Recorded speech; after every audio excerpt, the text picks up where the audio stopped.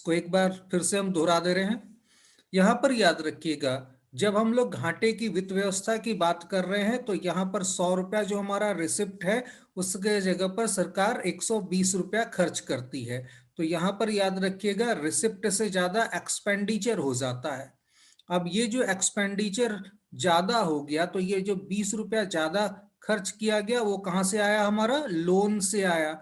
Loan हमारा या foreign होगा या डोमेस्टिक होगा, या विदेश में किसी से हम लोन लेंगे या फिर घर के अंदर अपने लोगों से लोन लेंगे। कैपिटल रिसिप्ट का ये हिस्सा है, पूंजीगत प्राप्तियों का ये हिस्सा है। तो यहां पर याद रखिएगा इसमें एक और हिस्सा होता है जो हम लोग किसी को लोन दे देते हैं। किसी दूसरे देश को हम लोगों ने लोन दिया, उससे जो ब्याज प्राप्त होगा वह भी हमारा पूंजीगत प्राप्तियों का ही हिस्सा होगा। अब इंडिया मोर देन 68 कंट्रीज को लोन दे रहा है, इस चीज को याद रखिएगा। अब हम लोग के पास मान लीजिए श्रीलंका की सरकार आई है लोन लेने के लिए। तो श्रीलंका की सरकार ने कहा है कि हमें रेलवे लाइन के लिए लोन चाहिए। क्या, किसके लिए चाहिए? हमें रेलवे लाइन का डेवलपमेंट करना है, हमें रेल का इंफ्रास्ट्रक्चर मजबूत करना है। तो यहाँ पर सीधा सा है, भारत क्या कहेगा कि भाई रेल का है तो इसमें क्या जरूरत होगा, सबसे पहला रेल की पटरियां, दूसरा तुमको रेल चलाना है तो क्या चाहिए, तुमको रेल का इंजन चाहिए, है ना। या रेल की पटरी चाहिए या रेल का इंजन चाहिए, या फिर जो हमारा इसमें पूरा का पूरा इक्विपमेंट यूज होता है हमारे रेलवे स्टेशन में वो चाहिए। भारत में सब कुछ बनता है, रेल का इंजन भी बनता है, रेलवे के कोचेस भी बनते हैं, रेलवे की पटरियां भी बनती हैं। तो आप $5 बिलियन का एक काम करो, मेरे यहाँ से सारा सामान परचेज कर लो। आपको रेल का इंजन भी मिल जाएगा, रेल का डब्बा भी मिल जाएगा, बॉगी भी मिल जाएगी हाई क्लास की। अब आपको भी पता है कि आजकल इंडिया वर्ल्ड में बहुत सारे देशों को रेलवे के कोचेस दे रहा है सस्ती कीमत पर, और वर्ल्ड क्लास कोचेस बना के दे रहा है। अब इंजन भी मिल गया, पटरियां भी मिल गई, सब कुछ मिल गया। तो ये जो अब ये $5 बिलियन लेने के लिए श्रीलंका की सरकार जाती थी अमेरिका के पास, यूएसए के पास, अब वो यूएसए के पास या वर्ल्ड बैंक के पास क्यों जाएगी? वह बगल में पड़ोसी से लोन लेगी। क्यों? वर्ल्ड बैंक के ऊपर अगर वहां से लोन लेगी तो वो लोग बोलेंगे अपनी इकोनॉमी को ऐसे मैनेज करो, अपनी इकोनॉमी को ऐसे मैनेज करो, वो लोग प्रेशर क्रिएट करेंगे। लेकिन यहाँ पर क्या है, इंडिया के साथ लोन लिया तो इंडिया सिर्फ एक ही चीज कहेगा, भैया पाकिस्तान से दूर रहियो। एक फंडा, पाकिस्तान से दूर रहो, चाइना से दूर रहो, दोनों से दूर रहने में श्रीलंका का कोई नुकसान नहीं है। तो सीधा सा यही है। हालांकि आजकल पाकिस्तान के प्रधानमंत्री श्रीलंका जा रहे हैं या गए हुए हैं। मजेदार चीज यह है कि पाकिस्तान के प्रधानमंत्री जब श्रीलंका गए तो उनका संसद में संबोधन होना था।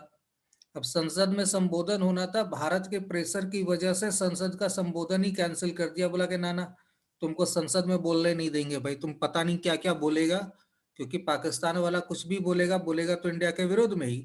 तो बेचारा को संसद में बोलने का अवसर ही खत्म कर दिया। बोला कि ना, बोलना ही नहीं है तुमको, बोलोगे क्या करोगे तुम, बोलना तो पहले सीख लो। नतीजा कैंसिल कर दिया गया। अब यहां पर देखो, तो इस प्रकार से क्रेडिट लाइन होती है। तो हम लोग क्रेडिट लाइन दिए श्रीलंका की सरकार को, तो श्रीलंका की सरकार ये $5 बिलियन हमको रिटर्न करेगी, बिल्कुल रिटर्न करेगी। जब वो रिटर्न करेगी तो हमको किस में करेगी, डॉलर में करेगी। जब रिटर्न करेगी तब किस में करेगी, डॉलर में करेगी। और ये डॉलर हमारा फॉरेन करेंसी रिजर्व को बढ़ाएगा, जो विदेशी मुद्रा भंडार है हमारा, उसको ये इंक्रीज करने का काम करेगा। क्लियर, समझ में आया यहां तक? किसी को ना समझ में आया हो तो हैंड रेज कर सकते हैं। किसी को ना समझ में आया बिल्कुल हाथ उठा सकते हैं। आकाश बता रहे हैं आप लोग के पास चैट का भी ऑप्शन है, आप लोग चैट भी कर सकते हैं। हाँ पूजा, आ रहा हूं आपके पास। हाँ पूजा बोलिए। सर एक बार और ये क्रेडिट लाइन बताइए ना। हाँ बतला देता हूँ। क्रेडिट लाइन, क्रेडिट लाइन ऐसे समझो पूजा कि हम लोग के पास, मान लो ये श्रीलंका सरकार है, ठीक है। अब ये श्रीलंका सरकार अपने देश में डेवलपमेंट करना चाहती है, ठीक है। तो डेवलपमेंट में वो क्या करना चाह रही है, रेल का डेवलपमेंट करना चाह रही है, रेल लाइन बिछाना चाह रही है, या फिर वह रेलवे का और अपने देश में आवाजाही बढ़ाना चाह रही है, ट्रांसपोर्टेशन बढ़ाना चाह रही है। तो उसने एस्टिमेट किया कि $5 बिलियन उसको लगेंगे। अब $5 बिलियन लगेगा। अब श्रीलंका में ना आपका रेल का कारखाना है और ना और कुछ है, तो वो क्या करेगी, अब एक उपाय था उसके पास कि वर्ल्ड बैंक के पास चली जाए कि रेलवे के डेवलपमेंट के लिए हमको पैसा दो $5 बिलियन। अब यहाँ पर हम लोग क्या करते हैं, हम लोग ऑप्शन रख देते हैं यहाँ पर श्रीलंका गवर्नमेंट के सामने कि भाई हम तुम्हारे पड़ोसी अवेलेबल हैं, आखिर तुमको लोन ही लेना है हमसे लो। अब याद रखिएगा ये श्रीलंका सरकार इससे पहले चाइना गवर्नमेंट से लोन ले चुकी है, चाइना गवर्नमेंट का लोन नहीं चुका पाई, नतीजा हबन बटोटा, नाम सुना होगा आप लोगों ने, हबन बटोटा। ये पूरा का पूरा पोर्ट को 99 ईयर्स के लिए, कितने, 99 साल के लिए चाइना सरकार ने मॉर्गेज कर लिया है, गिरवी रख लिया है। क्योंकि श्रीलंका के सरकार चाइना से लोन तो ली लेकिन चुका नहीं पाई। अब चुका नहीं पाई तो उसके अगेंस्ट में ये हबन बटोटा को क्या किया, 99 साल के लिए ले लिया, कौन, चाइना। तो अब ये श्रीलंका के साथ स्थिति खराब कि भाई अगला अगर हम लोन लेने के लिए जाएंगे तो फिर पता चला चाइना वाला और कुछ बोलेगा, हमको दे दो। ऐसा तो नहीं कि कहीं अंतिम में बोलेगा भाई कोलंबो ही दे दो, तो कुछ भी बोल सकता है, चाइनीज सरकार है। तो यहाँ पर याद रखिएगा अब वो लोग क्या कर रहे हैं, इंडिया से लोन ले रहे हैं। तो लोन इंडिया से ले रहे हैं, तो अब इंडिया इंडिया वाला को कोई लेना देना नहीं है। इंडिया वाला को पता है कि भाई पैसा दे रहे हैं, चुकाएगा ही चुकाएगा, हम लोग को क्या लेना देना दूसरे देश का बंदरगाह और ये लेके। क्योंकि चाइना को क्या करना है, चाइना को इंडिया को घेरना है, तो ये सॉदर्न पार्ट है। अब यहाँ पर हमारा ये हवन बटोटा है, तो इसको ये चाह रहा है कि इंडिया को यहाँ पर ये खरीद लेगा। ये हवन बटोटा 99 साल के लिए ले लिया, तो अब ये हमारी नेवी के ऊपर पूरा का पूरा निगरानी रख सकता है, तो इसलिए ये खरीदा है। लेकिन हम लोग को तो वैसा कोई मतलब है नहीं, हम लोग क्या करेंगे, हम तो ऑलरेडी यहाँ पर है और कहाँ जाके बैठेंगे यहाँ। तो यहाँ पर अब क्या करता है इंडिया, उसको क्रेडिट नहीं देके क्रेडिट लाइन देता है। मतलब जो भी सामान खरीदना है उसका खरीदने का फैसिलिटी दे देता है कि लो मेरे यहाँ से सामान खरीद लो, जितना सामान तुमको खरीदना है मेरे देश की कंपनी से खरीद लो। अब वो रेल का समझ लो कोच खरीदा, अब यहाँ पर कोच खरीदा, रेलवे कोच, तो ये हमारे यहाँ कपूरथला में बनता है। तो हमारी इंडियन रेल की कंपनी है, उससे वो कोच खरीद के ले गया। अब इंडियन रेल की कंपनी को, कपूरथला वाले को हम लोगों ने रुपए में पेमेंट कर दिया। बात को समझिए, भारतीय सरकार ने क्या किया, रुपए में पेमेंट कर दिया इंडियन रेलवे को कि भाई इनको कोच दे दो, इनको इंजन दे दो, इनको रेलवे ट्रैक दे दो, सारा कुछ दे दो। और पेमेंट किस में हुआ, रुपए में। याद रखिएगा श्रीलंका सरकार को सामान मिल गया, लेकिन जब श्रीलंका सरकार इसको रिटर्न करेगी तो वो अब फॉरेन करेंसी में करेगी। तो फॉरेन करेंसी में करेगी तो वो डॉलर में करेगी, डॉलर पाउंड यूरो कुछ भी करेगी, वो धीरे धीरे करके 10 साल में चुकाएगी। तो विथ इंटरेस्ट चुकाएगी हमको। $5 बिलियन की जगह पर हो सकता है हमको लास्ट में $6 बिलियन मिले। तो यहाँ पर हम लोगों ने यहाँ पर अपना इंडियन रुपीज को अब क्या कर दिया, कन्वर्टेबल कर दिया, या कह सकते हैं इसका अब कन्वर्सन हो पाएगा डॉलर में, क्योंकि वो पेमेंट करेगा डॉलर में। हम तो लेंगे उससे डॉलर में, लेकिन हम लोगों ने दिया किस में, लोन, रुपए में। तो इसी को कहते हैं क्रेडिट लाइन। और अगर क्रेडिट देते तो $5 बिलियन, US बिलियन उसके अकाउंट में डालना पड़ता। उसके बाद श्रीलंका सरकार जाके यूएसए से, चाइना से, कहीं से भी परचेजिंग कर सकती थी। मान लो अगर हम लोग कर्ज दे देते क्या होता, हम लोग सीधा श्रीलंका की सरकार को कर्ज दे देते $5 बिलियन क्रेडिट, उसके अकाउंट में transfer, central bank of Sri Lanka को चला गया पैसा। तो वो अब क्या करेगी हमारा, वो जाके चाइना सरकार से खरीदे, वो जाके अमेरिका, ब्रिटेन, फ्रांस कहीं से भी खरीद के लाएगी। तो उससे हमारा फायदा क्या, हमारा तो कोई फायदा नहीं ना, वो जाके कहीं और से खरीद के लाएगी। लेकिन जब हम क्रेडिट लाइन दिए तो हमारे यहाँ रोजगार के अवसर बढ़े, बस यही काम हम लोग करते हैं कि हमारे यहाँ रोजगार के अवसर बढ़ जाते हैं। भारत अभी 68 प्लस कंट्रीज को, 68 प्लस देशों को लोन दे रहा है। इसके अलावा अब हम लोगों का जो स्वीकार्यता है, एक्सेप्टेबिलिटी है, वो और ज्यादा बढ़ रही है। क्यों बढ़ रही है इस चीज को समझिए। एक्सेप्टेबिलिटी इसलिए हमारी बढ़ रही है क्योंकि आज के टाइम में हम लोगों ने सबसे पहला अपना सैटेलाइट दिया सार्क कंट्रीज को। तो सैटेलाइट पहला हम लोगों ने दिया, सारे के सारे लोग सैटेलाइट यूज कर रहे हैं। कोरोना के समय हम लोगों ने यूएसए को भी दवा दी, बाकी पूरे वर्ल्ड को दवा दी हम लोगों ने। और अब हम लोग यहाँ पर वैक्सीन दे रहे हैं। तो अब यहाँ पर वैक्सीन भी अब हम लोग दे रहे हैं। तो भारतीय टेक्नोलॉजी का जो एक्सेप्टेबिलिटी है वो पूरे वर्ल्ड में बढ़ती जा रही है। इस चीज को आपको समझना है, ठीक है। चलिए अब यहाँ पर टाइप्स ऑफ डिपॉजिट की बात करेंगे। तो टाइप्स ऑफ डिपॉजिट में अगर हम बात कर रहे हैं तो किस प्रकार से ये हमारा टाइप्स ऑफ डिपॉजिट, कौन कौन से प्रकार के घाटे होते हैं जो इंपॉर्टेंट है, या कह सकते हैं कि शुरुआती एक दो में शामिल है, ठीक है। तो मेनली अगर बात करेंगे, हालांकि और भी प्रकार के घाटे हैं, लेकिन हमको पहले सबसे पहले जो 3 घाटों की बात करनी है वो बात है हमारा रेवेन्यू डिपॉजिट, फिजिकल डिपॉजिट और प्राइमरी डिपॉजिट। ये 3 हमारे इंपॉर्टेंट होते हैं। इसके अलावा अगर हम लोग बात करेंगे तो हमारा हो जाएगा इफेक्टिव रेवेन्यू डिफिसिट, भी एक प्रकार का घाटा होगा। तो यहाँ पर इफेक्टिव रेवेन्यू डिफिसिट भी होगा। तो पहला आप लोग लिख लेंगे रेवेन्यू डिफिसिट, दूसरा इफेक्टिव रेवेन्यू डिफिसिट, तीसरा फिस्कल डिफिसिट, चौथा हमारा प्राइमरी डिफिसिट, पांचवा बजटरी डिफिसिट, बजटरी डिफिसिट। तो 5 प्रकार का हमारा घाटा है।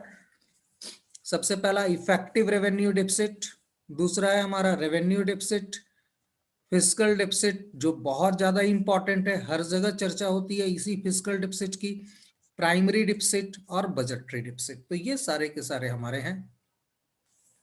हम लोगों को धीरे धीरे करके इन सब को समझना है और देखना है कि क्या क्या है ये हम लोगों को, ठीक है। चलिए शुरुआत करते हैं। हमारा सबसे पहला हम लोग शुरुआत करेंगे बजटरी डिफिसिट से, ठीक है। यहां पर अगर बात करेंगे बजटरी डिफिसिट हमारा कैसे होगा, तो यहां पर समझिए बजटरी डिफिसिट हमारा कैसे हम लोग निकालते हैं।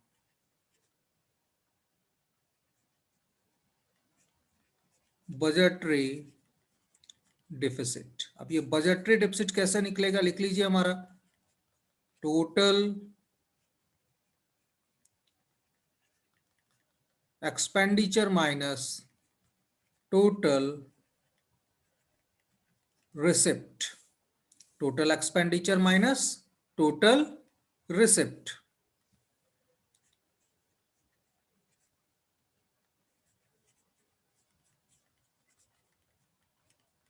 Budgetary deficit is equal to total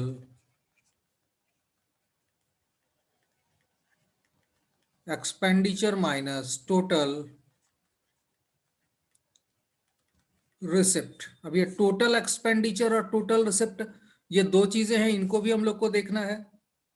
अगर बात करेंगे बिफोर 2017 टोटल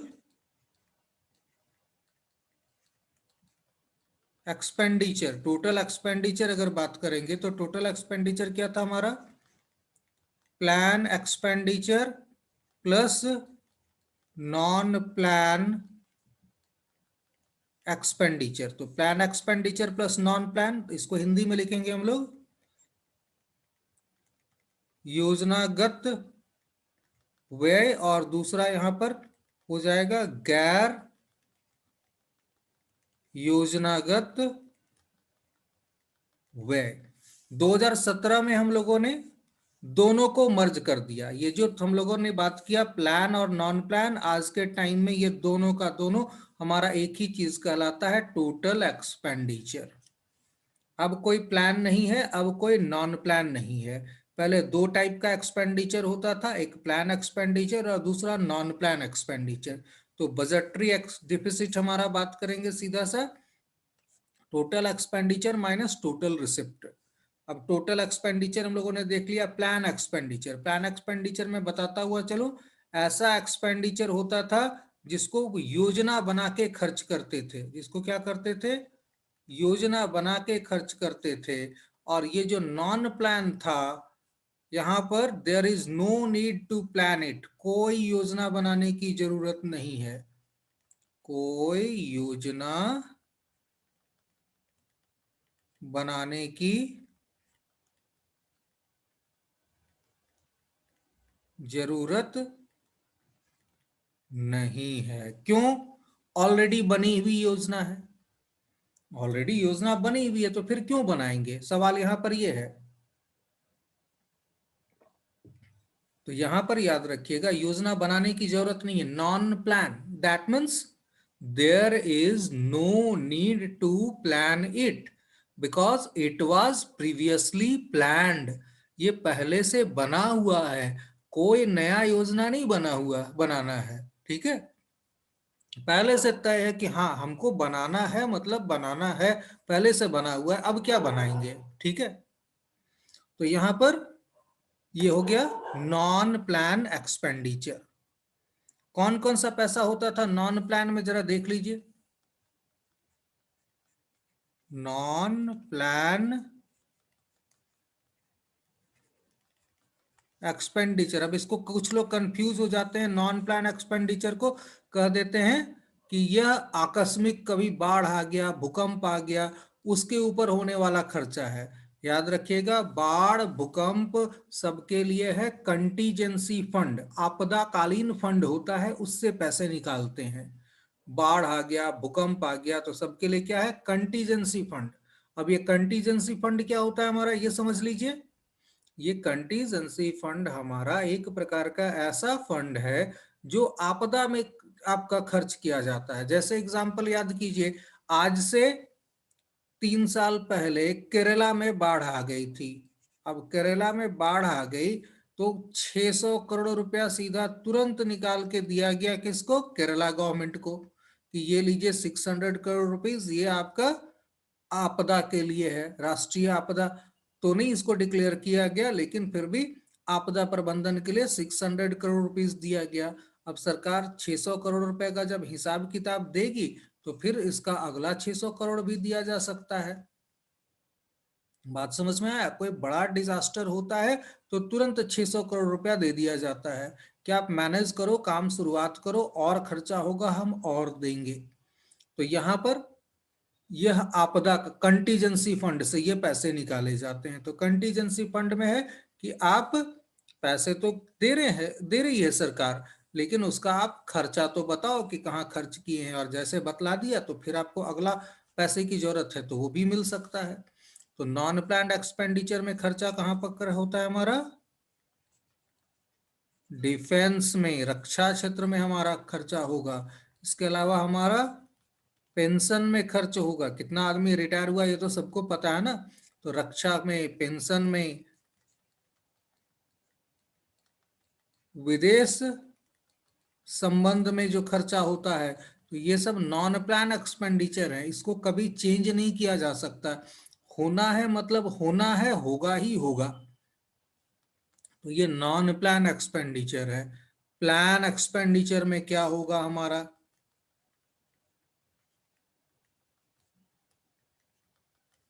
प्लान एक्सपेंडिचर योजनागत व्यय क्या होता था? रोड बनाना है, 10 किलोमीटर रोड बनाएंगे कि 20 किलोमीटर रोड बनाएंगे, ये तो प्लान कर सकते हैं ना। रोड बनाना है हमको। इसके अलावा करेंट ईयर में कोई हम लोगों ने अपॉइंटमेंट किया है, उसका सैलरी, वेतन का पैसा है, वेतन देना है। करेंट ईयर में हम लोगों ने कोई अपॉइंटमेंट किया है नया, तो उसका वेतन देना है हमारा। यहाँ पर याद रखिएगा, जिस चीज को हम प्लान बना के कर सकते हैं वो है हमारा प्लान एक्सपेंडिचर। एक एग्जांपल से समझाते हैं। एक स्कूल है, इसमें क्लास 1 to 10 के बैचेज चलते हैं। ठीक है, और ये कब से चल रहा है? 1980 से। तो यहां पर याद रखिएगा 1 to 10 के जो टीचर्स की सैलरी होगी वो हमारा नॉन प्लान हो जाएगी। वो क्या हो जाएगी? Non plan. अब यहाँ पर 2020-21 में हम लोगों ने इसमें 2 क्लास और बढ़ा दिए, 11th और 12 का। अब 11th और 12 का जब हम लोगों ने 2021 में अपॉइंटमेंट किया तो इनकी जो टीचर्स की सैलरी हो जाएगी वो प्लान हो जाएगी। वो हमारा प्लान बना के उस पर्टिकुलर ईयर में प्लान बना कि 11वीं और 12वीं दोनों की क्लासरूम शुरू करनी है, तो यहाँ पर टीचर जो अपॉइंट किए उनकी सैलरी हो जाएगी प्लान में, और धीरे धीरे बाद में इनकी सैलरी भी प्लान से बदल जाती थी नॉन प्लान में। लेकिन अब ऐसा कोई आपका डिवीजन नहीं है, याद रखिएगा।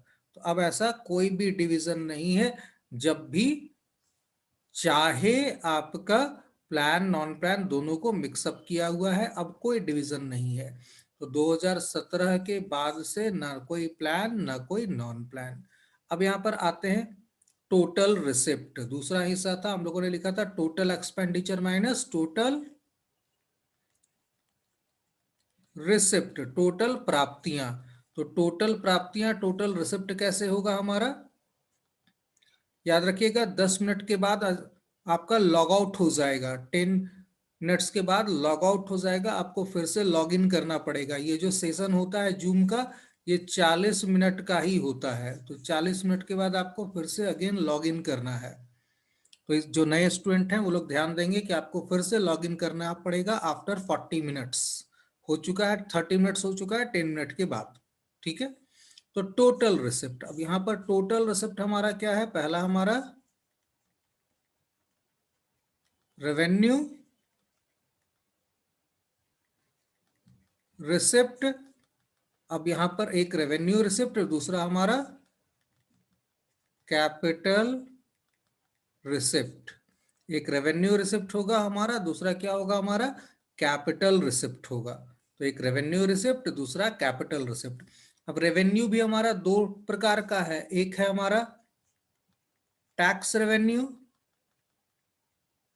और दूसरा है हमारा नॉन टैक्स रेवेन्यू। एक टैक्स रेवेन्यू और एक नॉन टैक्स रेवेन्यू। एक है कर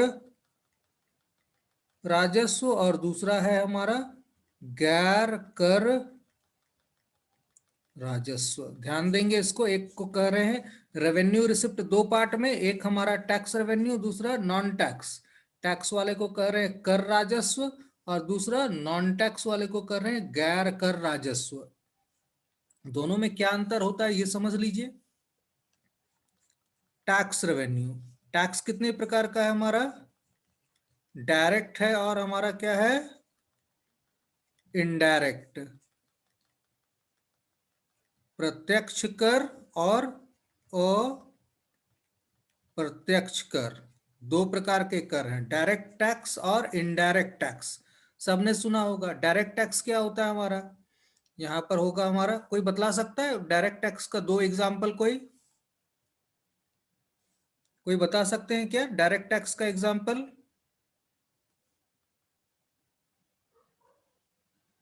सब कोई इजी? अनीशा,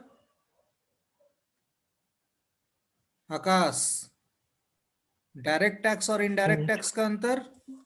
चलिए चैट बॉक्स में आ गया किसी का। धर्मेश बता रहे हैं इनकम टैक्स। आकाश, नहीं आकाश गड़बड़ हो गया आपका, डायरेक्ट टैक्स में नहीं है ये। सर्विस टैक्स डायरेक्ट टैक्स नहीं होता है और अब तो सर्विस टैक्स होता ही नहीं है। पूजा हाथ उठा रही है, पूजा। हाँ पूजा बोलिए, बोलिए पूजा। हाँ धर्मेश, जीएसटी इनडायरेक्ट टैक्स है, बिल्कुल सही।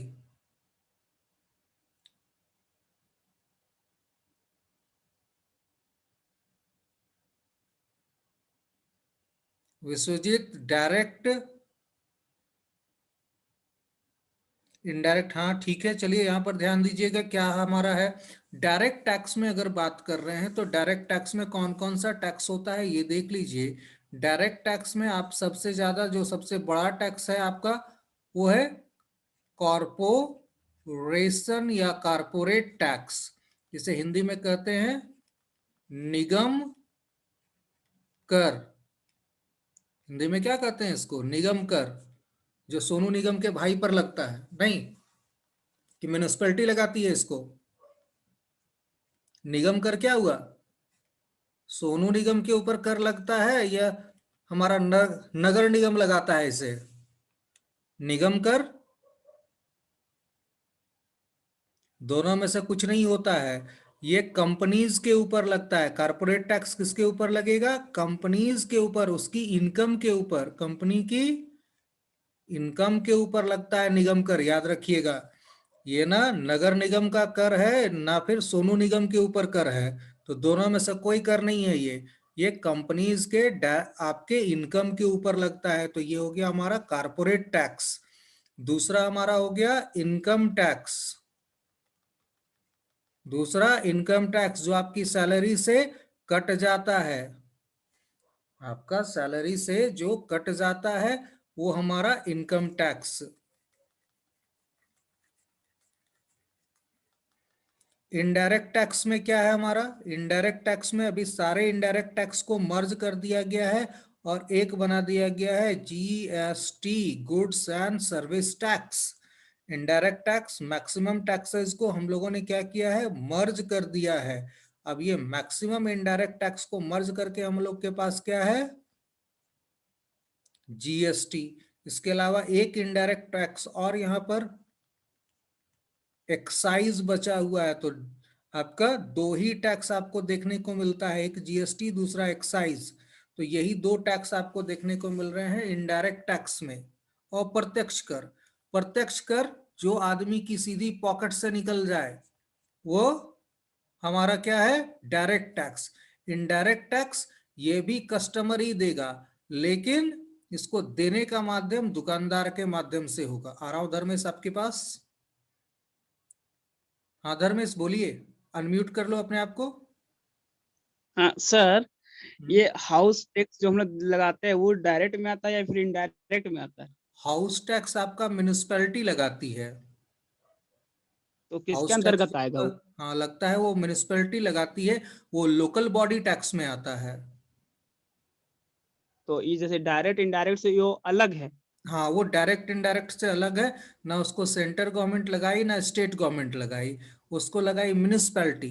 ठीक है, तो वो डायरेक्ट ही होगा, लेकिन वह उस डायरेक्ट टैक्स होने से पहले हमारा क्या होगा? लोकल बॉडी टैक्स होगा। उसको क्या कहेंगे हम लोग? लोकल बॉडी डायरेक्ट टैक्स होगा वो। क्योंकि हाउस कर जो भी आपका नगर निगम का एरिया में रहता है उसके ऊपर ये लगता है, और इसे आपका नगर निगम लगाएगा और किसी एक पर्सन के ऊपर होता है, उसे डायरेक्टली पे करना पड़ता है, इसलिए वो डायरेक्ट टैक्स होगा। लेकिन और ये यह जमीन हमारे का लोकल सर बॉडी जो, का टैक्स है। अच्छा, और जो जमीन सबका जो रसीद कटता है वो टैक्स ही ना तरह से होता है, जैसे हाँ जिसका वो जमीन अब है 1 एकड़ बताने 2 जा एकड़। रहे थे, वही अब बताएंगे कि क्या होता है। थोड़ा सा रिटर्न आएंगे हम लोग यहाँ पर। ये जो नॉन टैक्स रेवेन्यू आप बात किए, गैर राजस्व कर, ये आपका जमीन वाला है। ठीक है, चलिए आते हैं अब देखें, और भी किसी ने हाथ उठाया हुआ है? पूजा भी हाथ उठा रही है। हाँ पूजा बोलो, क्या बोल रही है? सर जो रेलवेज या फिर एयरप्लेन का वो उसके जो चार्ज में टैक्स लगता है वो क्या इनडायरेक्ट टैक्स है? कौन सा जहाज में? सर एयरप्लेन्स में या फिर उसका टिकट्स में जो चार्ज टैक्स लगता है वो? वो क्या लगता है? एरोप्लेन के टिकट पर जीएसटी लगता है। Okay sir. जीएसटी हमारा इनडायरेक्ट टैक्स हो गया। यहाँ पर हम लोग देख रहे हैं इनडायरेक्ट टैक्स, तो वहां पर आपका जीएसटी लगता है। ठीक है, विदेश से कोई सामान आ रहा है उसके ऊपर आपका एक्साइज लगा दिया जाता है। ठीक है, अब यहाँ पर डायरेक्ट टैक्स जो आदमी की जेब से सीधा निकल जाए। इनडायरेक्ट टैक्स देगा तो इसको कस्टमर भी। क्यों कस्टमर? कस्टमर का तो नाम ही है कष्ट से मर, कस्टमर। जब आप कस्टमर हैं तो क्या है? इसलिए आप कस्टमर हैं क्योंकि कष्ट से मरना तय है आपका। तो यहां पर याद रखिएगा जीएसटी, तो यहां पर जीएसटी आपके ऊपर लग गया, तो जीएसटी क्या आप पे किए? हाँ बिल्कुल आप पे किए, लेकिन सरकार को कौन दिया? वो दिया बिजनेसमैन। बिजनेसमैन ने जीएसटी कलेक्ट किया आपसे, दिया सरकार को, इसलिए कहा जाता है इनडायरेक्ट टैक्स, क्योंकि देने वाला बॉडी बिजनेसमैन है लेकिन वसूला किससे? पब्लिक से। और डायरेक्ट टैक्स में हम खुद जाके सरकार को देते हैं, तो ये डायरेक्ट टैक्स, या सरकार हमसे छीन लेती है सीधा, तो वो डायरेक्ट टैक्स है। तो कारपोरेट टैक्स हो गया, इनकम टैक्स हो गया, तीसरा हो जाएगा हमारा गिफ्ट टैक्स। और एक चौथा टैक्स हुआ करता था जिसको सरकार ने 2017 में खत्म कर दिया, वो क्या था? Wealth tax. याद रखिएगा, वेल्थ टैक्स अब नहीं है, खत्म कर दिया गया। अब ये वेल्थ टैक्स नहीं है, 2017 में सरकार ने इसे खत्म कर दिया वेल्थ टैक्स को। तो अभी बेसिकली 3 ही टैक्स बच रहा है, एक है आपका कारपोरेट, दूसरा है इनकम, और तीसरा है गिफ्ट टैक्स डायरेक्ट टैक्स में। जबकि इनडायरेक्ट टैक्स में जीएसटी और एक्साइज। अब वापस आइए यहाँ पर, जो अभी पूजा पूछ रही थी वो क्या था हमारा, इस चीज को देखिए। यहाँ पर जो टैक्स था वो तो डायरेक्ट इनडायरेक्ट आप लोगों ने देख लिया, लेकिन अब ये नॉन टैक्स रेवेन्यू क्या होता है? अब यहाँ पर रजिस्ट्रेशन, रजिस्ट्रेशन जमीन का करवाइए या किसी संस्था का करवाइए, दोनों में पे करना पड़ेगा।